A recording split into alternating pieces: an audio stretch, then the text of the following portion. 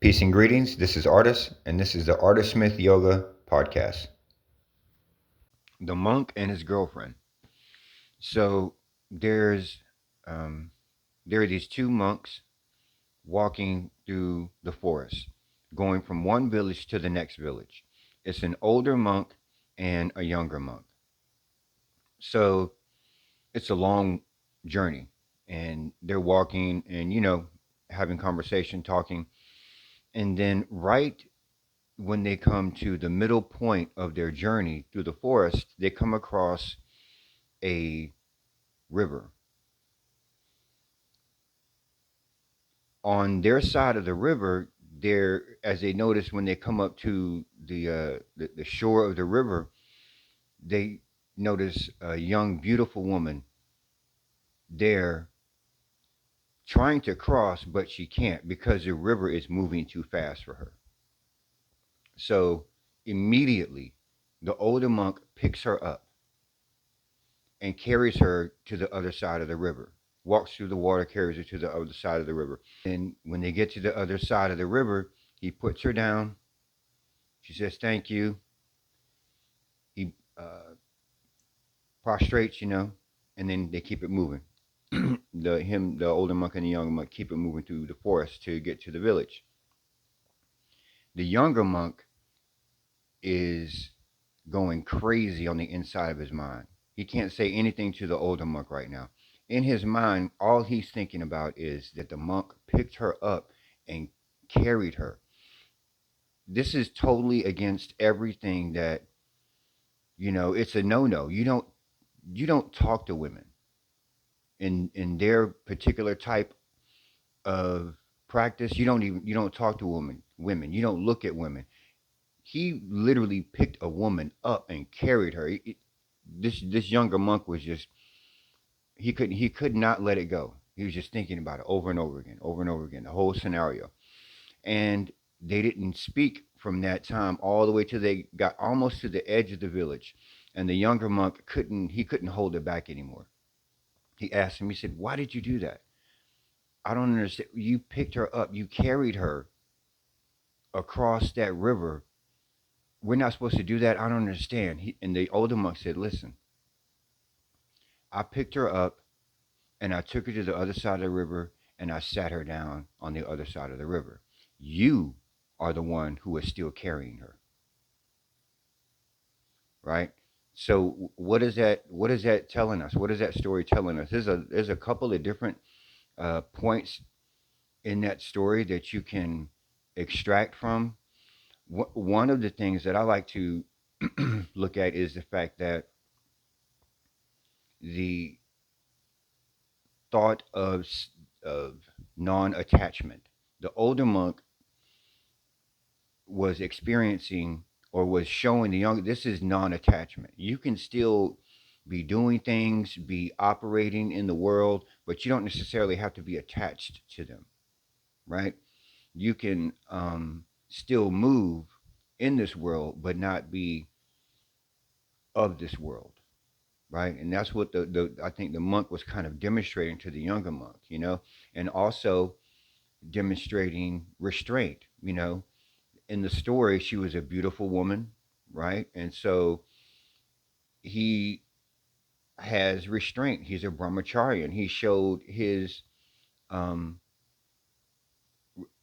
his ability to resist temptation if there was temptation. But in the story kind of alludes to the fact that, okay, and also she's a beautiful woman, which plays on him being able to resist temptation of trying to further a conversation or just talk or just like, hey, how's your day? No. She needs to get, and the thing about it was, and when you really get into the real, when you get deeper into it, he didn't even, I would argue that he didn't even recognize her gender. I would argue that because when it of course he knew that that was a woman. Yeah, yes, and it was a beautiful, but it didn't register to him, in that he just saw a person in need, picked her up and carried her across the river, right? The thought never crossed his mind, is what I'm trying to say. The younger monk, he couldn't let it go, and it showed his immaturity. It showed his you know his, where a lot of us are in number one. Okay, the younger monk showed a lot of, one thing he showed was projection, right? A lot of times we project what we feel onto someone else. It wasn't that he thought it was what he felt. He noticed that she was beautiful.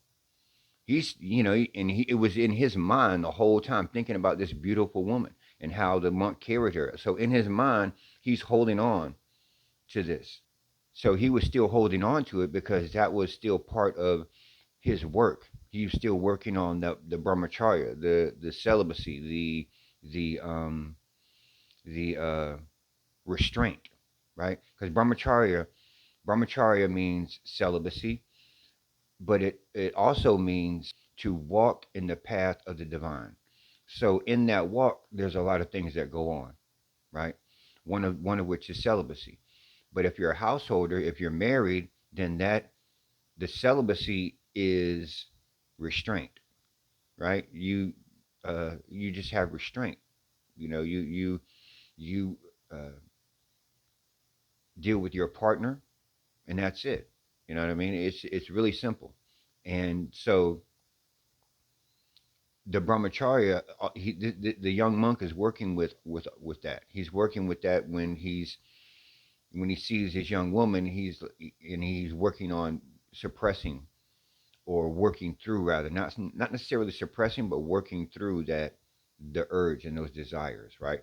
And redirecting those. That's a whole nother conversation about the redirection of sexual energy, but I'll possibly make a video on that. So that's what we're talking about here. The older monk is telling us that we need to look at the light within another person first. Don't you that's what he sees first. That's what the older monk sees first. The older monk sees another human being in front of him. There is no separation. A person in need is a person in need. So he picks her up and he carries her across.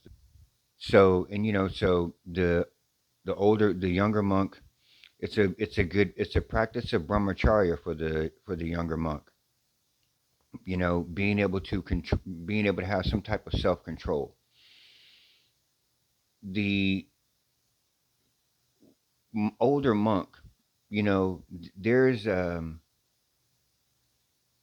in if you're not familiar, in a lot of in black culture, in a lot of indigenous cultures, there is a man, boy, what we I see a woman or a girl in these ways. She is either to me a daughter, a sister,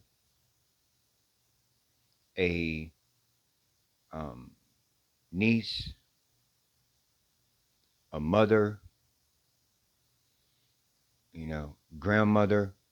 So whenever I see a woman, it's like, oh, I say that could be my niece, that could be my daughter, that could be my mom, that could be my sister.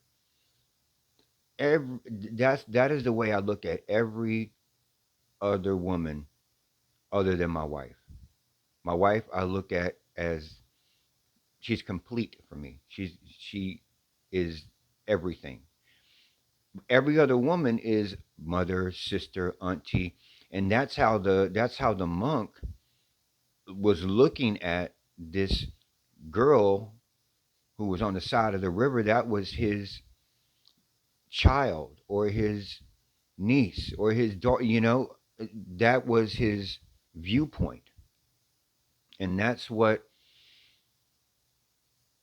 it's alluding to this story for me. It talks a lot about being